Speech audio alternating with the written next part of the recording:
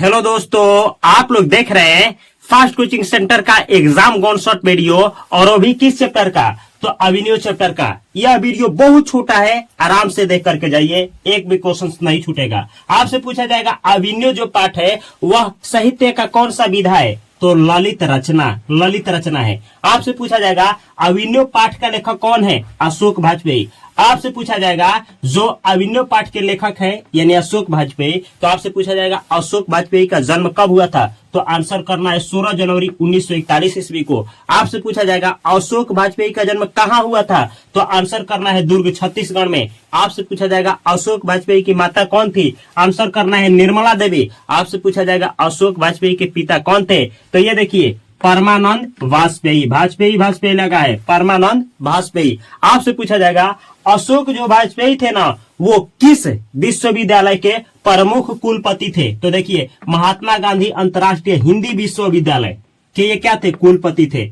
या आपसे न उल्टा करके क्वेश्चन पूछा जाएगा कि महात्मा गांधी अंतर्राष्ट्रीय हिंदी विश्वविद्यालय के प्रमुख कुलपति कौन थे?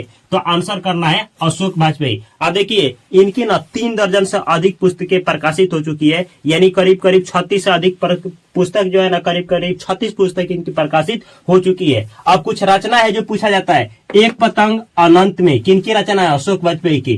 कहीं ना कहीं किनकी रचना है? अशोक वाजपेयी की। मुक्ति बोध के रचनाकार कौन है? अशोक वाजपेयी।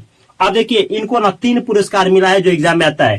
पहला यह है साहित्य अकादमी पुरस्कार, दयावती मोदी कवि शेखर सम्मान, और फ्रेंच सरकार ने officer of the order of cross 2004 में दिया था। तो ये 4 देखिए 3 पुरस्कार, एक साहित्य अकादमी पुरस्कार, और दयावती मोदी कवि शेखर सम्मान ये तीसरा है, और फ्रेंच सरकार ने इनको दिया है, यानी फ्रांस का सरकार इनको दिया है officer of the order of cross 2004 में दिया था। ये 3 अवार्ड से इनको सम्मानित किया गया है। एग्जाम में पूछा जाता है कि ना अशोक वाजपेयी को निम्नलिखित में से किस पुरस्कार से सम्मानित किया गया था?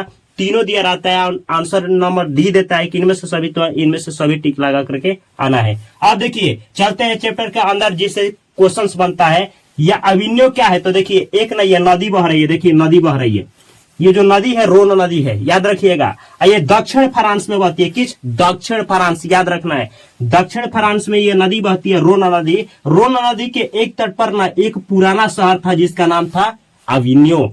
यह क्या था? तो ये ना कभी पोप एक क्या है? पोप मतलब जाती है, तो पोप की ये क्या थी? राजधानी हुआ करती थी। अब क्वेश्चन 3-4 क्वेश्चन पूछे जाएंगे। अभिनव क्या है? तो एक पुराना शहर है। अच्छा, अभिनव किस नदी के तट पर है? तो रोन नदी के। अभिनव किस देश में है? तो दक्षिण फ्रांस में।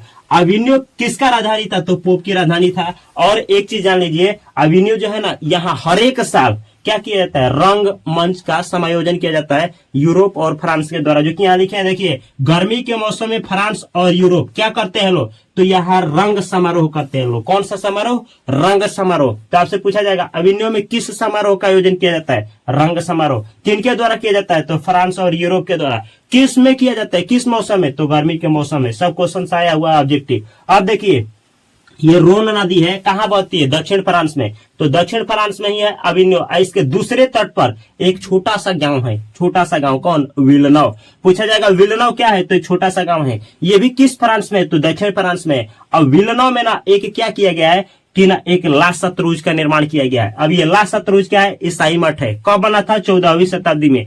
और कौन बनवाए थे लोग? तो कार्थुसियन संप्रदाय। अरे ये एक धर्म होता है, जैसे हिंदू मुस्लिम धर्म होता है, इसी तरीके से कार्थुसियन संप्रदाय होता है जो ना शांति में विश्वास रखता है। किसमें? शांति में। पूछा जाएगा कार्थुसियन संप्रदाय किसमें विश्वास रखता है? आंसर करना है शांति में।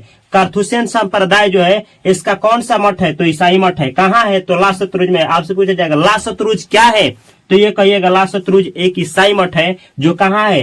दक्षिण फ्रांस में रोन नदी के तट पर विलनव एक छोटा सा गांव है, वहीं पर ये स्थित है। याद रखना है जो क्वेश्चन पूछा जाता है। अब देखिए लेखक कहते हैं ना कि हम दोनों जगह पे घूमने गए हैं, यहाँ भी गए हैं, यहाँ भी गए हैं। यहाँ गए थे, वहां एक आदमी बुलाए थे जिनका नाम था क्या था? Peter Brooke. महाभारत का शूटिंग हो रहा था तो हम वहां गए थे, याद रखना। अब दूसरा देखिए यहाँ कब गए थे? तो यहाँ ना इनको ना फ्रांस की ही सरकार बुलाई थी, 19 दिनों के लिए बुलाई थी। तो ये गए थे, 29 दिन रुके थे। और ना 29 दिन में ये क्या किए थे? तो 29 दिन में 33 कविता और ना 27 गद्य लिखे थे। और अपने साथ क्या ले गए थे? तो हिंदी के टाइपराइटर ले गए थे, और ना 3 से 4 किताब ले गए थे। और इतना ही नहीं, और ना अपने साथ संगीत के टिप्स ले गए थे। ये लेखक बतलाते हैं। तो क्वेश्चंस कैसे आता है सुन लीजिए, यहाँ लिखे हैं, यहाँ की बात है, यहाँ की फ्रेंच सरकार को बुलाने पर लेखक जो है ला शत्रुज यानी यहाँ गए थे, यहाँ यानी यहाँ ला शत्रुज गए थे, 29 दिनों के लिए गए थे। 24 अक्टूबर से कितना 10 नवंबर तक रहे, 1994 की बात है ये। देखिए अशोक वाजपेयी बोलते हैं कि जब हम ला शत्रुज में गए ना तो 29 दिन रहे, 33 कविता लिखे, 27 गद्य लिखे। ये लाइन आता है, कितना दिन ठहरे थे ला शत्रुज में 29 दिन, कितना कविता लिखे 33 और कितना गद्य 27। और ना 3 लोग हैं कि यहाँ गए थे लोग घूमने, कहा अविन्यो, कौन कौन देखिएगा, आंद्रे वेरेता, रेने शॉ और पाल एलुअर, ये 3 लोग ना अविन्यो घूमने गए थे। तो तीनों लोग मिल करके 30 कविताएं लिखे थे। कितना 30 कविताएं, इनके द्वारा कितनी कविताएं लिखी गई 30, कहाँ अविन्यो में। अब देखिए ये बतलाए भी कि ना यहाँ जब गए थे कौन अशोक वाजपेयी तो क्या लगाए थे, हिंदी के टाइपराइटर, 3 से 4 किताब और कुछ संगीत के टेप्स। पूछा जाता है कि ना लेखक यानी ना अशोक वाजपेयी ला शत्रुज अपने साथ क्या ले गए थे, तो आंसर करना है हिंदी के टाइपराइटर, 3 से 4 किताब और कुछ संगीत के टिप्स। अब आपसे पूछा जाएगा एक ना बहुत प्यारी रचना है पिकासो की, किन की, पिकासो की, ला मादामोजेल द अविन्यो। तो पूछा जाएगा ना पिकासो की कौन सी रचना यानी कौन सी ख्याति प्रसिद्ध है, तो ना ला मादामोजेल द अविन्यो। यह पूछेगा घुमा करके ला मादामोजेल द अविन्यो किन की रचना है, पिकासो की। इसको रट करके ही जाना एग्जाम हॉल में। अब देखिए लेखक बतलाते हैं ना कि मैं जब भी नदी के तट पर जाता हूं तो मुझे एक कविता याद आती है। किन की कविता, तो विनोद कुमार शुक्ल की कविता। कौन है, नदी चेहरा लोगों की।